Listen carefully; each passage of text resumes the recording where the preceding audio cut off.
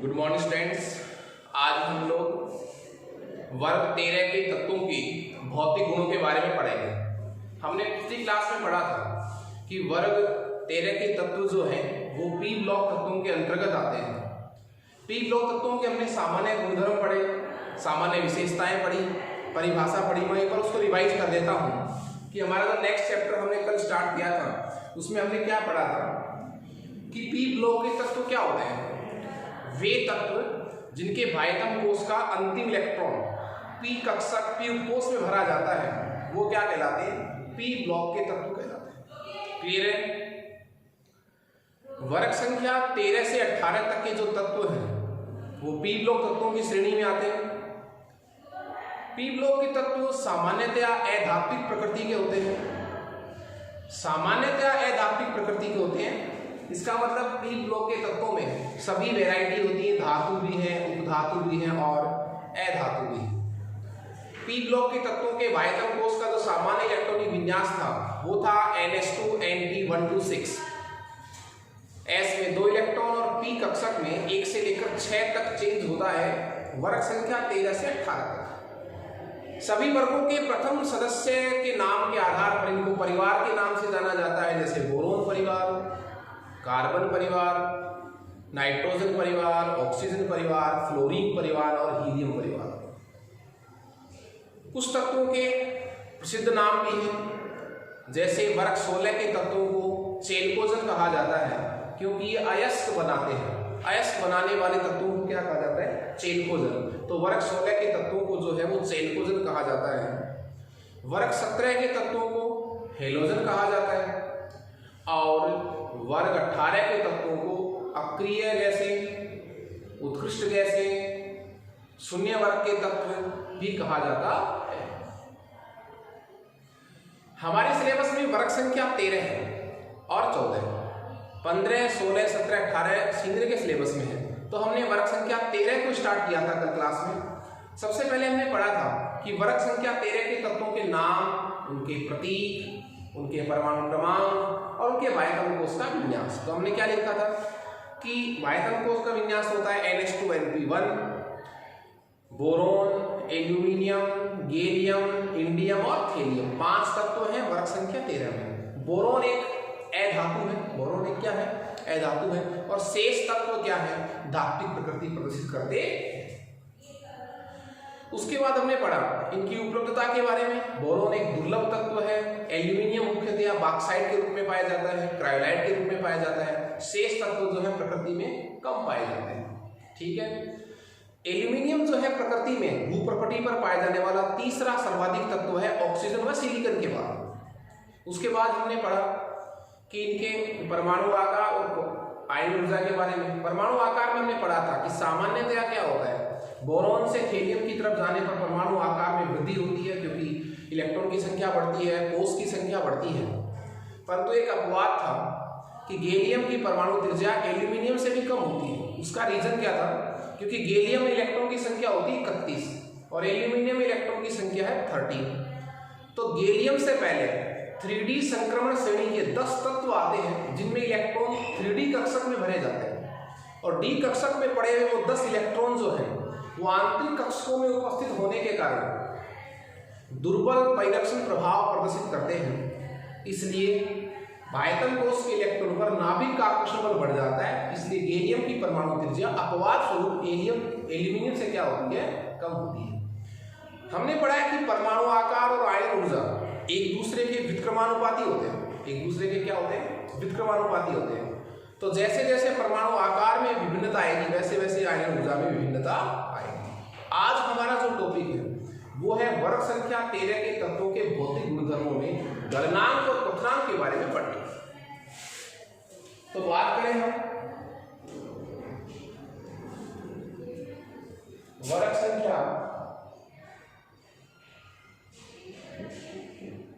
संख्या 13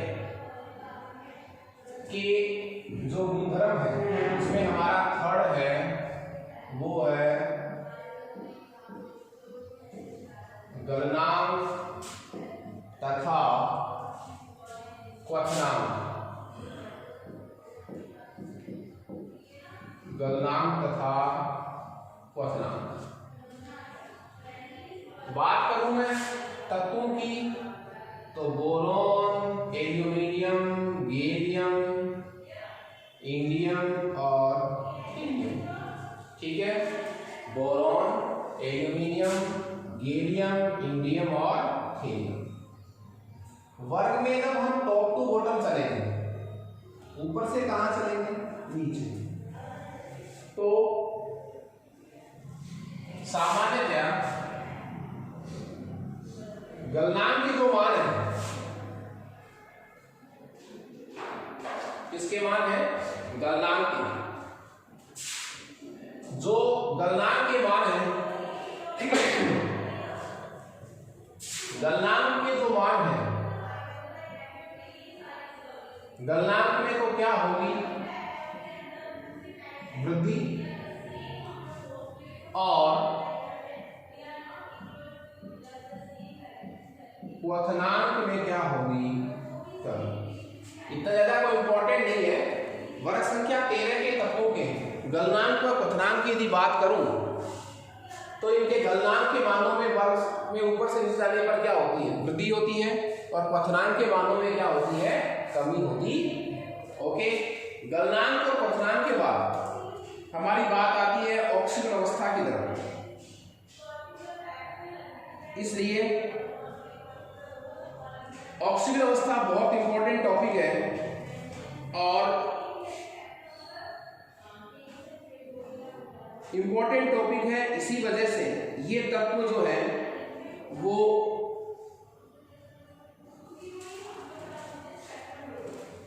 हम इसको अलग से पूरे को एक साथ पढ़ेंगे, ऑक्सीजन अवस्था वाले टॉपिक को।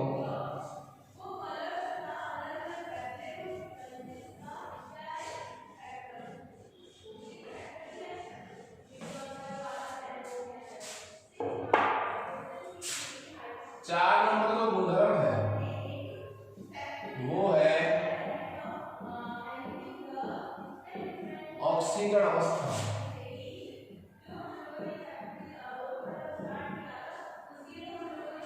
किनकी, वर्ग संख्या 13 की ऑक्सीजन अवस्था। तो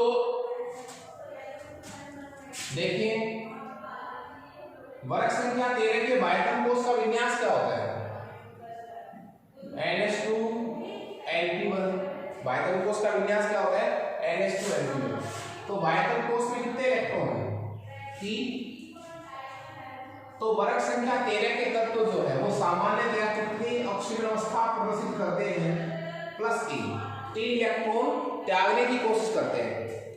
इनमें अष्टक विन्यास के लिए कितने इलेक्ट्रॉन कम है, 2 और 1, 3 चाहिए। कितने अष्टक के लिए, 8 में से आप 3 घटाओ तो कितने बच गए, 5। तो 5 इलेक्ट्रॉन ले भी सकते हैं, -5। पर ये तो दुर्लभ ऑक्सीजन अवस्था है वर्ग 13 के तत्वों की। अब देखो, वर्ग संख्या 13 के तत्व जो है वो सामान्यतया +3 ऑक्सीजन अवस्था प्रदर्शित करते हैं। उसका रीजन क्या है, इनके बायतन कोष में 3 इलेक्ट्रॉन होते हैं, ठीक है। 5 इलेक्ट्रॉन ग्रहण नहीं करेंगे। क्यों नहीं करेंगे, क्योंकि देखो ग्रहण करना किसका गुणधर्म है, अधातु का। जबकि ये क्या है, एल्यूमिनियम, गैलियम, इंडियम और हीलियम, ये जो 4 तत्व है, ये जो क्या है, 4 तत्व है, ये सभी धात्विक प्रकृति के हैं। ये सभी कैसी प्रकृति के हैं, धात्विक प्रकृति के। और धातु का गुण क्या होता है, इलेक्ट्रॉन को त्यागना, न कि इलेक्ट्रॉन को क्या करना, सेट करना। इसलिए ये कोई भी तत्व जो है वो -5 ऑक्सीजन अवस्था प्रदर्शित नहीं करेगा। तो ये सभी तत्व कैसी ऑक्सीजन अवस्था प्रदर्शित करेंगे, +3। अब बात करेंगे अपवाद की, जो इंपॉर्टेंट है वो कौन है, वो है बोरोन। वो क्या है, बोरोन, ठीक है। बोरोन जो है उसका आकार अत्यधिक छोटा होता है, आकार अत्यधिक क्या है, छोटा। बोरोन का आकार बहुत छोटा होता है। तो आयनन ऊर्जा कितनी होती है,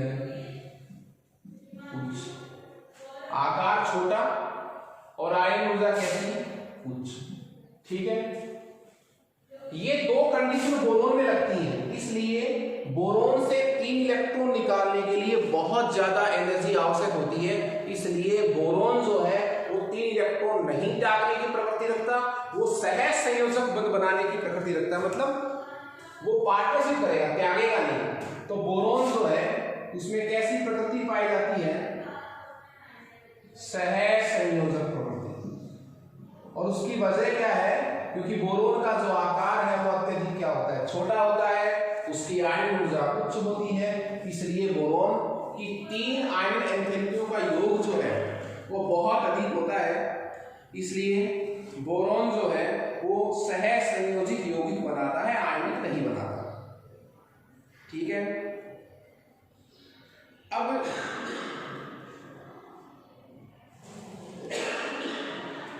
मैंने बताया आपको बोरोन 3 इलेक्ट्रॉन त्यागने के लिए बहुत ज्यादा एनर्जी चाहिए, तो बोरोन की प्रथम 3 आयन एंथैल्पी का योग बहुत अधिक होता है, इसलिए बोरोन जो है वो सहज संयोजक यौगिक बनाने के लिए मजबूर होता है। उसके बाद के जो तत्व मैंने बताया आपको, एल्यूमिनियम, गैलियम, इंडियम और हीलियम, ये तत्व जो है वो +3 ऑक्सीजन अवस्था प्रदर्शित करते हैं। क्यों? बायोटॉप में 3 इलेक्ट्रॉन है, तो धातु प्रकृति है, तो इलेक्ट्रॉन क्या देंगे। लेकिन इनका विन्यास का NH2NP1, इनका विन्यास का NH2NP1, इनका क्या था? विन्यास। जैसे जैसे हम वर्ग में ऊपर से कहां चलेंगे? नीचे। जैसे जैसे हम वर्ग में कहां चलेंगे? ऊपर से नीचे। जैसे जैसे हम वर्ग में ऊपर से नीचे चलेंगे, परमाणु आकार बढ़ेगा, परमाणु आकार बढ़ेगा, परमाणु आकार बढ़ेगा, तो S कक्षक के जो इलेक्ट्रॉन है वो बंध में भाग लेना बंद कर देंगे, मतलब वो निष्कासित होना क्या कर देंगे? बंद कर देंगे। इस क्रिया को क्या कहते हैं? अक्रिय युग्म प्रभाव। इसको क्या कहेंगे? अक्रिय युग्म प्रभाव। अक्रिय युग्म जो प्रभाव है, इनर्ट पेयर इफेक्ट, इसकी वजह से जो S कक्षक के इलेक्ट्रॉन है वो बंध में भाग लेना बंद कर देते हैं, इसलिए सिर्फ कौन उपलब्ध होते हैं? P वाले। तो वर्ग में ऊपर से नीचे जाने पर +3 की बजाय +3 की अपेक्षा +1 ऑक्सीजन अवस्था अधिक स्थायी होती जाती है। इसीलिए थेरियम जो है वो 3 इलेक्ट्रॉन त्यागने के बजाय 1 इलेक्ट्रॉन त्यागना अधिक पसंद करता है। तो +1 ऑक्सीजन अवस्था प्रदर्शित करने की प्रवृत्ति जो है वो गैलियम से इंडियम से थेरियम की तरफ जाने पर बढ़ती है। उसका रीजन क्या है? वर्ग में ऊपर से नीचे जाने पर चूंकि परमाणु आकार बढ़ता है, और परमाणु आकार बढ़ेगा तो S कक्षक के जो इलेक्ट्रॉन है वो वर्ग में भाग लेना बंद कर देते हैं, जिसे अक्रिय युग्म प्रभाव कहते हैं। तो बंधन के लिए केवल P कक्षक आपको उपलब्ध होंगे, और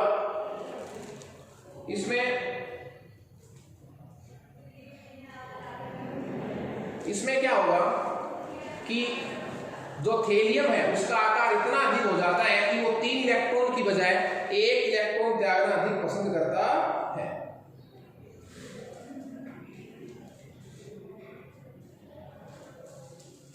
तो मैं बात करूं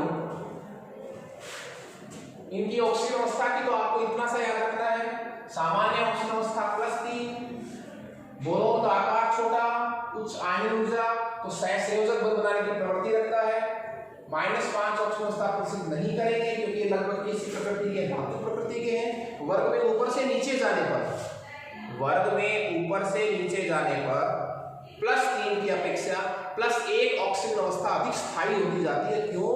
क्योंकि आकार जैसे जैसे बढ़ेगा S कक्षक के इलेक्ट्रॉन बंध में भाग लेना बंद कर देंगे, तो केवल P कक्षक के इलेक्ट्रॉन उपलब्ध होंगे। उसमें कितने P में? 1, तो 1 इलेक्ट्रॉन ही जाएगा साथ थेलियम। तो आपसे कोई कहे थेलियम की स्थायी ऑक्सीजन अवस्था +3 है, +1 है, +1, ये सवाल हर वर्ग में चलेगा सर।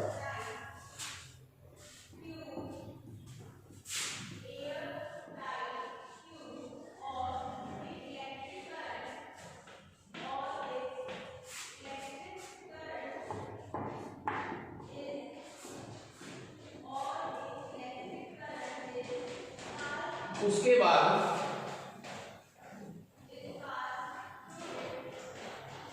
हम बात करेंगे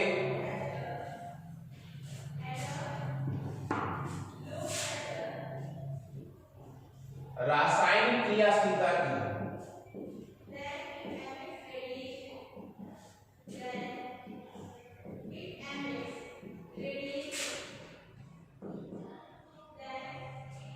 किसकी बात करेंगे? रासायनिक क्रियाशीलता की।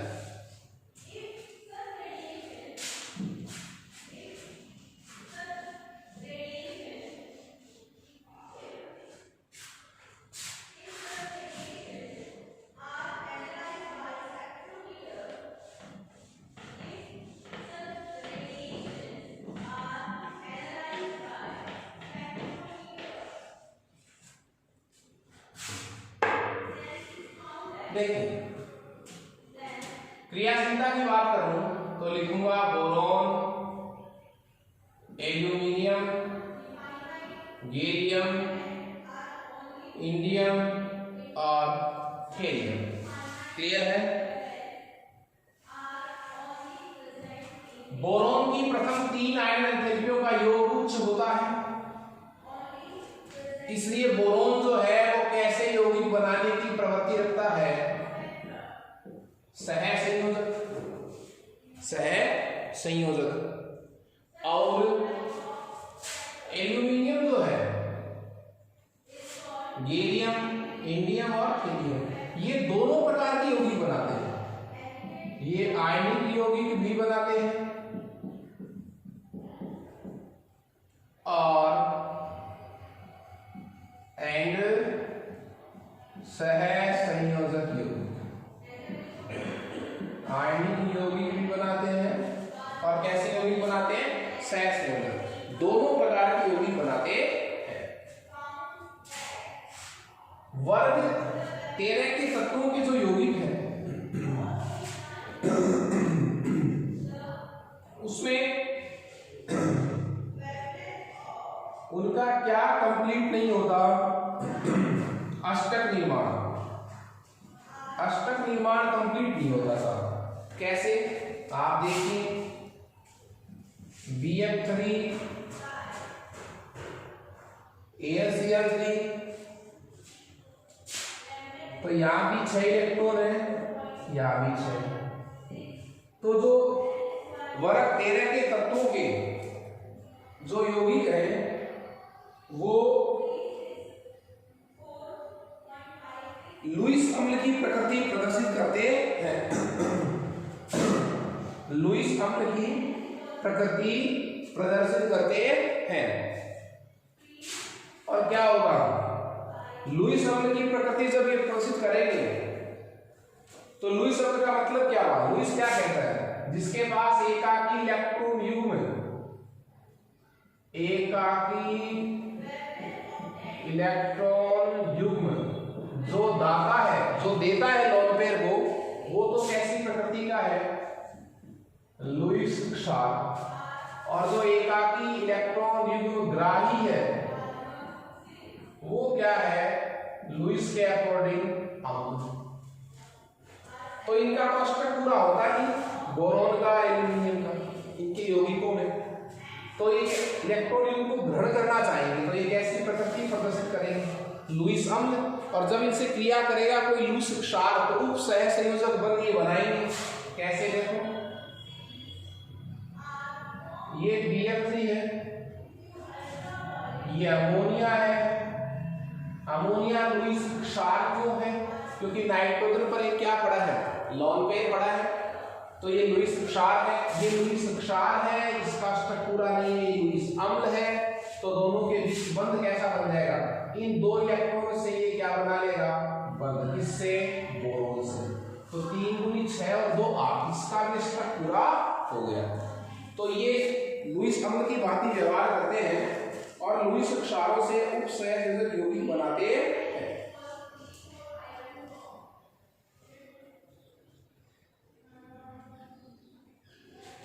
बात करें हम एल्यूमिनियम की क्रियाशीलता की, बात करें एल्यूमिनियम की क्रियाशीलता की, तो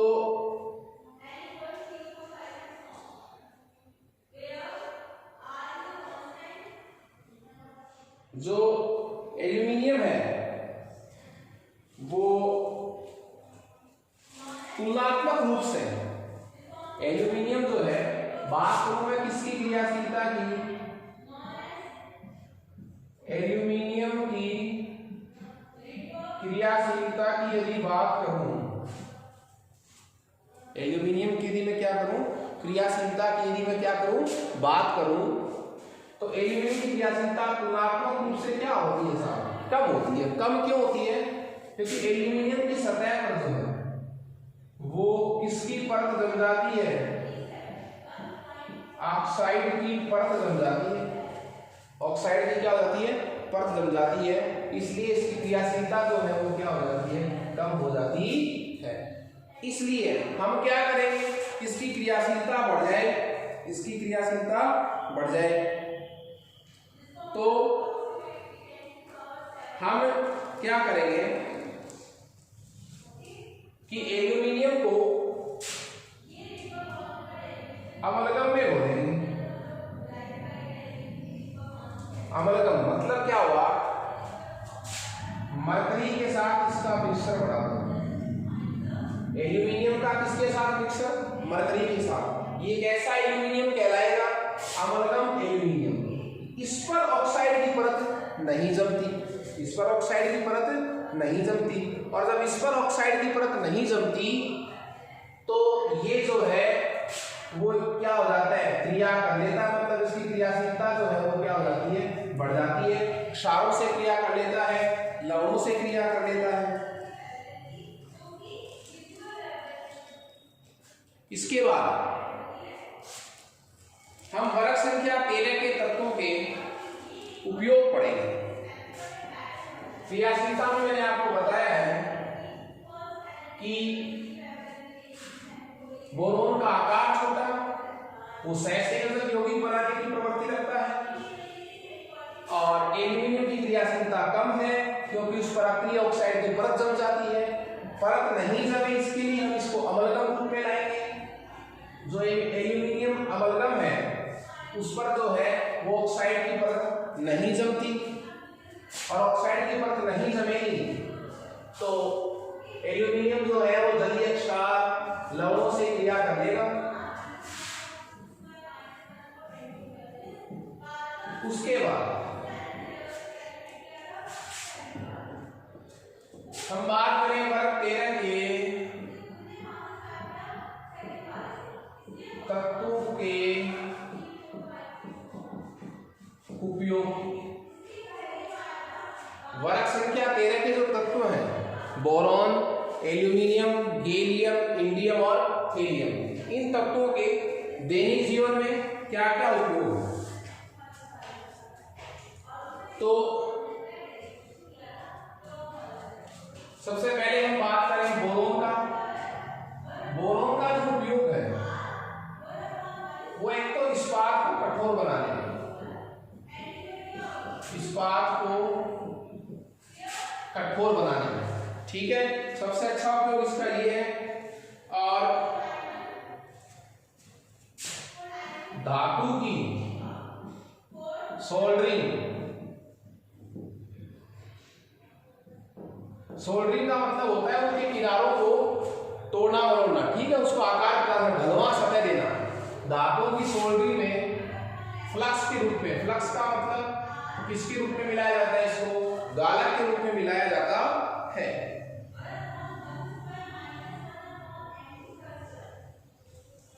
बोरोन के एक समस्थानिक का उपयोग कैंसर कीमोथेरेपी में, कैंसर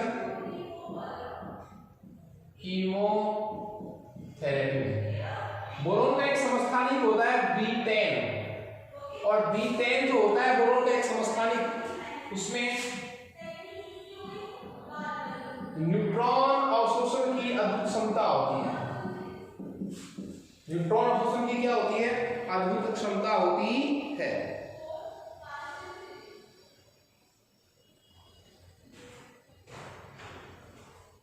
बोरोन कार्बाइड जो है, बोरोन का एक यौगिक है बोरोन कार्बाइड, बोरोन कार्बाइड जो है उसका उपयोग बुलेट प्रूफ वस्त्र बनाने में, बुलेट प्रूफ वस्त्र बनाने में किया जाता है, बुलेट प्रूफ वस्त्र बनाने में किया जाता है। तो बोरोन कार्बाइड का उपयोग बुलेट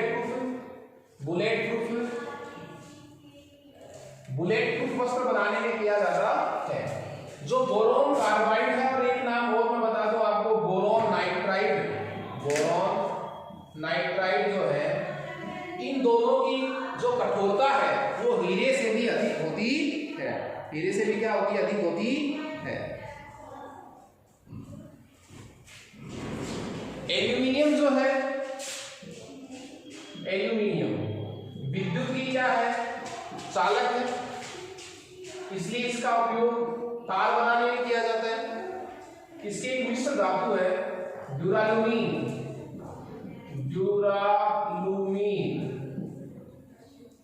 जिसका उपयोग वायुयान के निर्माण में किया जाता है। गेलियम का जो उपयोग है वो उच्च ताप थर्मामीटर में किया जाता है।